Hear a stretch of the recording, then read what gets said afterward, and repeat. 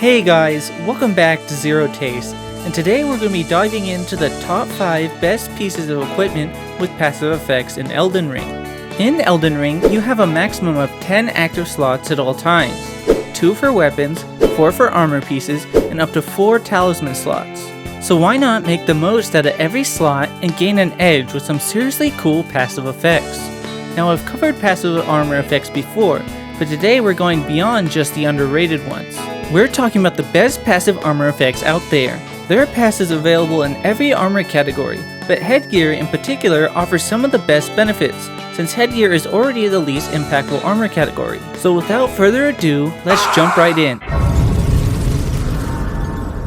Silvertears are these bizarre little creatures referred to as mockeries of life, and are found in the underground cities of Nokron and Nokstella. After defeating the Nokron Mimic tier, it drops this strange mask. It boosts your arcane by 8 points, which is huge, but comes at the cost of dealing 5% less damage.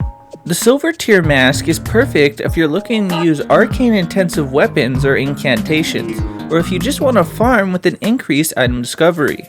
And here's a fun fact, the mask is literally made out of the dead body of a Silvertear. So while you're running around Nokron killing them, the Silvertears must see you as some sort of Leatherface figure from Texas Chainsaw Massacre, which kinda makes me feel a little bad for them, or at least it would if they had human rights. Do you ever wonder what the Scarabs in Elden Ring do in their spare time? I mean, do they have families and social lives? We don't know, but we do know what happens to them after they die. People wear them like hats. Kinda disrespectful if you ask me, but what are they gonna do to stop me?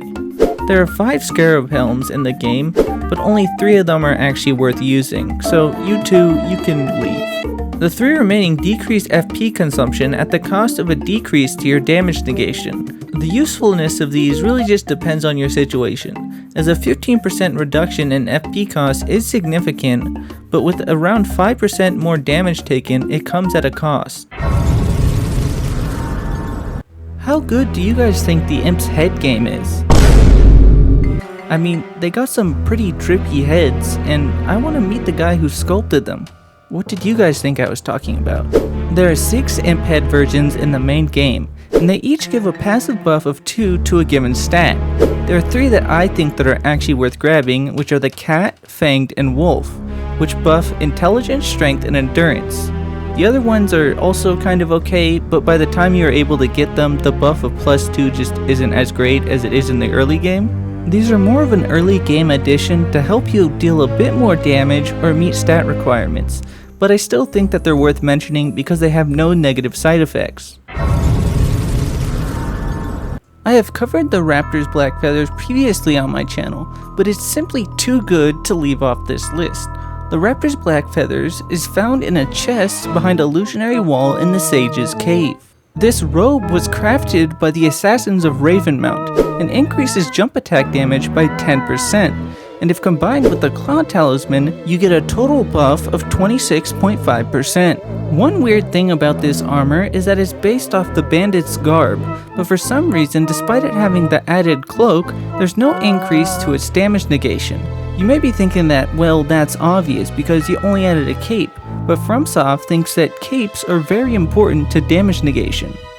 Come look at this. See here, with the Godric Knight set, by simply removing the cape, you see decreases across the board in terms of damage negation. So why should the Raptor's black feathers not receive an increase to damage negation when you add the cape? Well, I don't know, but thank you for coming to my TED Talk.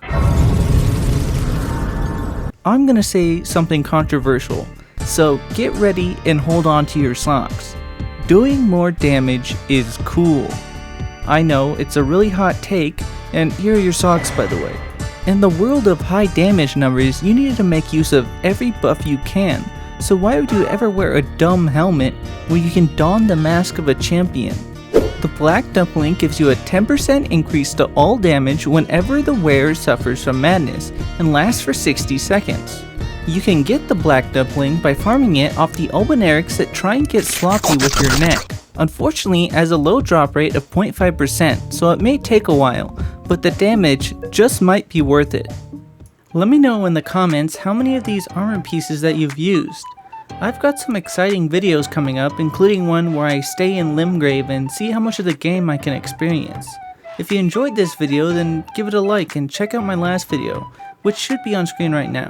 I think you'll enjoy it. But other than that, thanks for watching, and I'll see you in the next one. Peace.